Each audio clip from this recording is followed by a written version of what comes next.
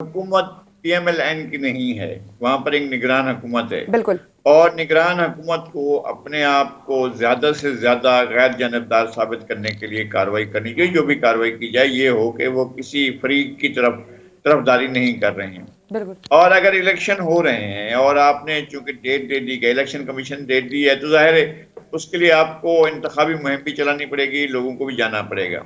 لیکن میں لاہور کے حالات کو کچھ زیادہ نہیں الگ سمجھتا ہوں جو کراچی میں شروع میں ہم نے دیکھے تھے.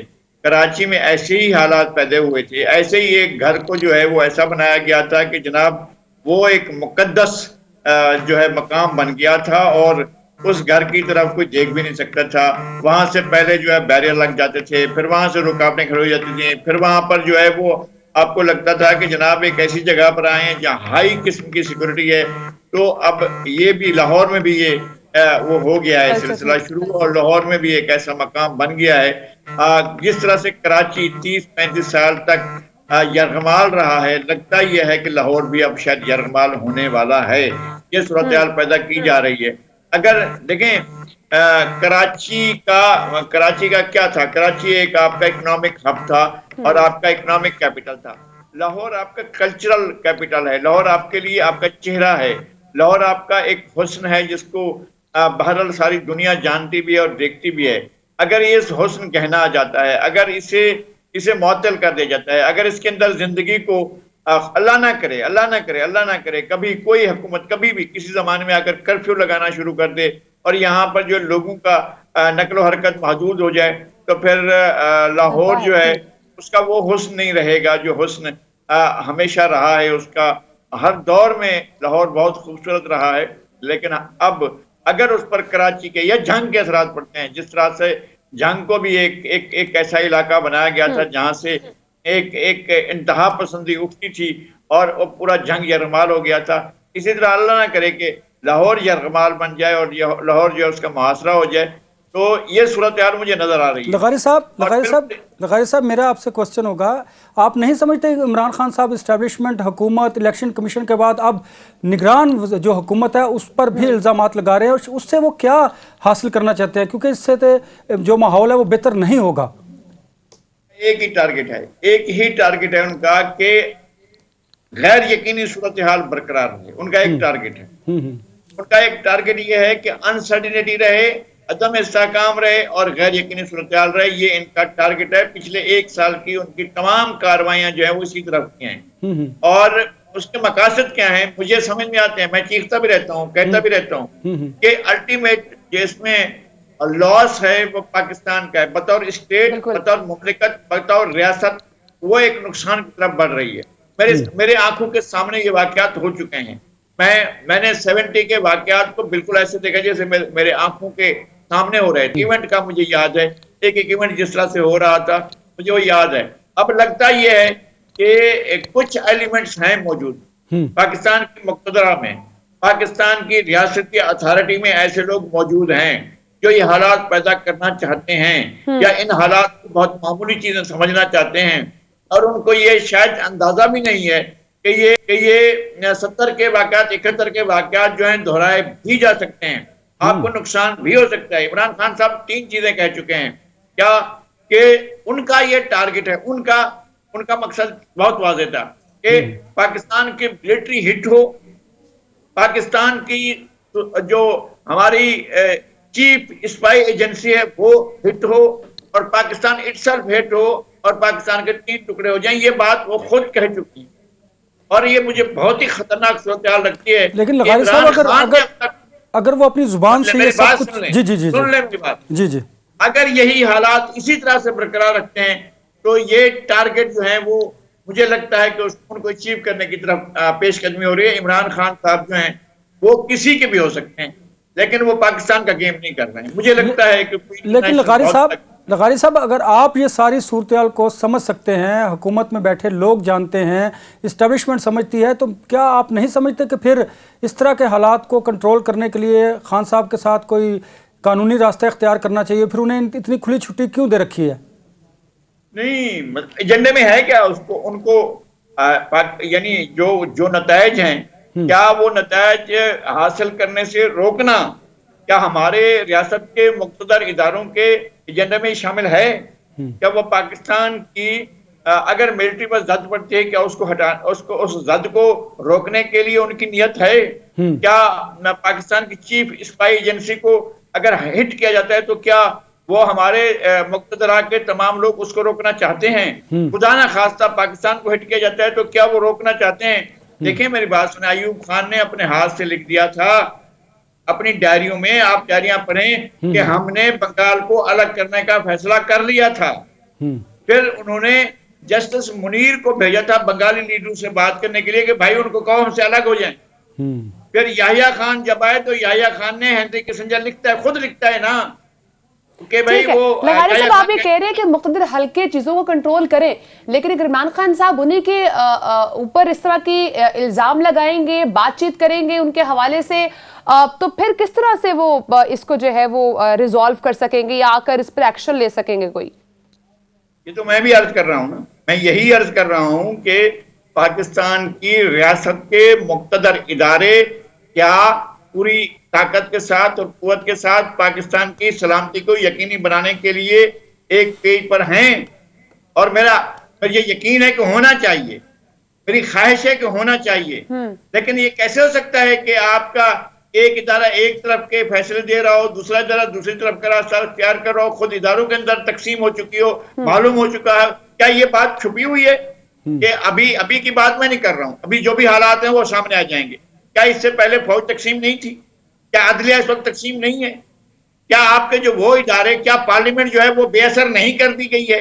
کیا آپ کے ان تمام اداروں کو جنہوں نے پاکستان میں گورننگ کرنی ہے کیا ان کو غیر مؤثر نہیں کر دیا گیا ہے؟ کیا حکومت بے اثر نہیں ہو گئی ہے؟ حکومت کا جو رٹ جو ہے وہ چیلنج نہیں ہو چکی ہے؟ وہ سارے حالات پیدا ہو چکے ہیں، وہ حالات پیدا ہو چکے ہیں، تو اس کے نتائج جو ہیں وہ آپ ان کو کیسے روکیں گے؟ لغاری صاحب ایک پیج کی بات کر رہے ہیں، اب بہرحال عمران خان صاحب ریڈی ہو چکے ہیں مذاکرات کے لیے، بات چیت کے لیے، لیکن اب ذرائع کے مطابق یہ خبریں بھی سامنے آ رہی ہیں کہ وہ مقتدر حلقے عمران خان سے بات چیت کرنے کے لیے تیار نہیں ہے۔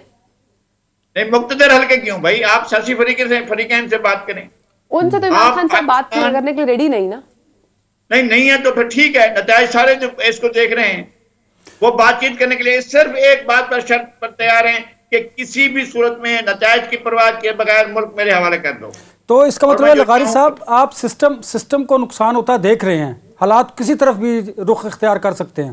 میں سسٹم کی بات نہیں کی، میں نے سسٹم کی بات نہیں کی، میں نے اس جغرافیہ کی بات کی ہے جس کا نام پاکستان ہے۔ جی اور میں شدید مجھے خدشہ ہے کہ اللہ کرے کہ پاکستان کے 1 انچ کو بھی کوئی خطرہ نہ ہو، لیکن مجھے ملک خطرات میں نظر آ رہا ہے۔ تو کیسے نکال سکیں گے ہم اس خطرات سے ملک کو کیسے نکال سکیں گے؟ وے فارورڈ کیا ہے؟ ہم نے کیسے آگے بڑھنا ہے؟ لاڈلے کی سرپرستی بند کریں، جو دوسروں کے ساتھ کیا جاتا رہا وہی کچھ کریں۔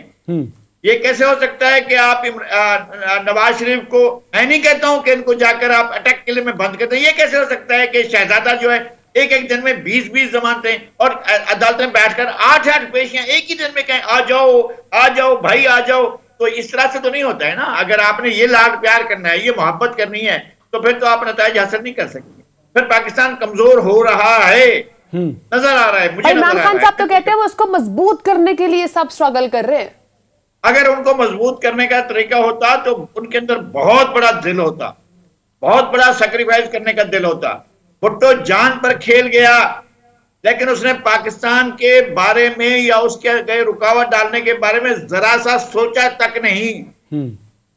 بھٹو کچھ بھی، بے نظیر کو پتا تھا جہاں ڈھول بجائے گئے پاکستان کا، Benazir deal deal deal deal deal deal کر کے آ رہی ہیں۔ میں نے کہا یار کوئی مرنے کے لیے ڈیل کرتا ہے؟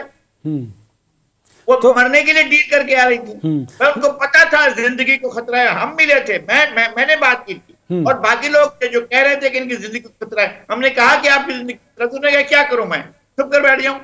اچھا لغاری صاحب یہ بتائیے ظاہر ہے اب ملک میں انتخابات کی بات ہو رہی ہے، آپ سمجھتے ہیں کہ انتخابات واحد حل ہے مسائل کا اور اس سے مسائل حل ہو سکتے ہیں؟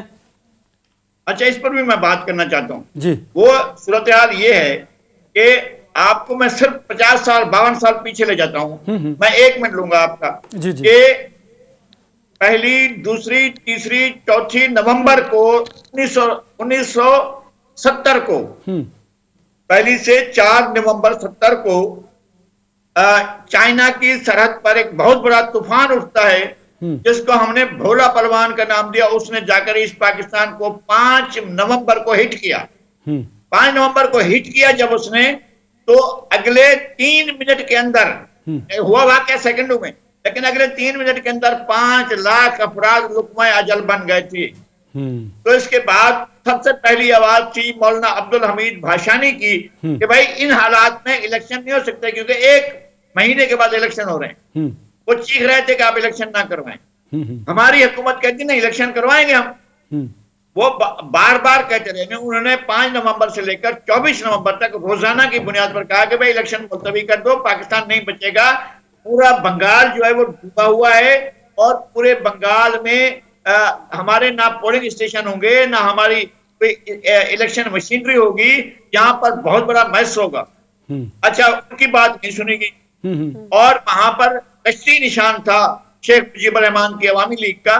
तो हमारे यहाँ जो रेडियो था, उसमें बड़ा रेडियो ही बड़ा वो जरिया था। तो रेडियो में तराने बज रहे थे, मेरे मौला अली है शेर खुदा मेरी कश्ती पार लगा देना, वो हर वक्त गाना बजता रहता था। फिर कश्ती का निशान था इंतखाबी, कश्ती लोगों में जहन में बैठा हुआ था। कश्ती पर इलेक्शन करवाया गया। भाषानी ने, ये बहुत बड़ा वाकया हुआ। अगर भाषानी 24 नवंबर को प्रेस कॉन्फ्रेंस करके इलेक्शन से अलहदगी का ऐलान न करते, उन्होंने पाकिस्तान के इंटरेस्ट में कहा कि वो करो, इलेक्शन मुलतवी करो। उन्होंने मुलतवी और बाइकाट का ऐलान कर दिया।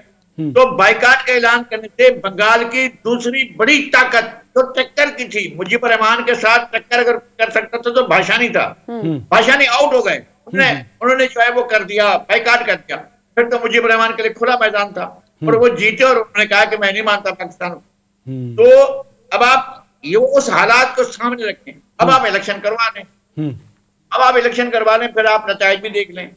लेकिन लगातार साहब, इलेक्शन बाय द बुक अभी तक चीजें देखे तो चल रही हैं, लेकिन फिर भी इमरान खान साहब को खदशा है कि इलेक्शन जो है वो नहीं होंगे। किस चीज का डर है इमरान खान साहब को? क्यों उनको लगता है कि इंतखाबात वक्त पर नहीं होंगे? मैं कहता हूं ना कि पाकिस्तान में कम से कम ऐसे लोग तो मौजूद हैं जिन्हें ये नताइज नजर आ रहे हैं, जिन्हें मैं एस्टिमेट कर रहा हूं ना।